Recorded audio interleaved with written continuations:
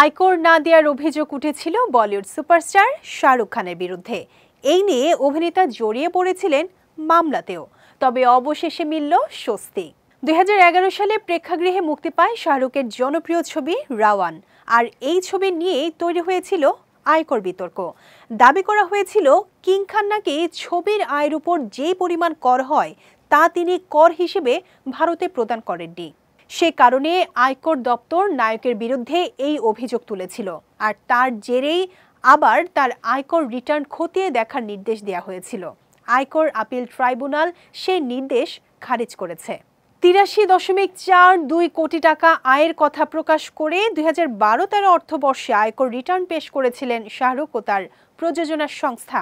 ওই অর্থবর্ষেই রাওয়ান ব্যবসার নিরিখে ব্রিটেনের একটি সংস্থাকে 10 কোটি টাকা দিয়েছিল নায়কের প্রযোজনা সংস্থা রেড চিলিজ। তবে এই বিষয় নিয়েই আপত্তি তৈরি হয় আয়কর দপ্তরের পক্ষ থেকে।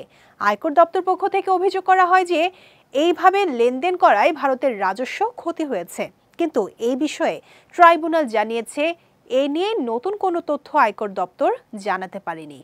2012-13 অর্থবর্ষ শেষ হওয়ার 4 বছর পরে শাহরুখের রিটার্ন আবারও খতিয়ে দেখার নির্দেশ জারি করেছিল তারা। তাদের পাঠানো নোটিশের জবাবে আয়কর অফিসারের দাবি সম্পূর্ণ খারিজ করেছিলেন শাহরুখ।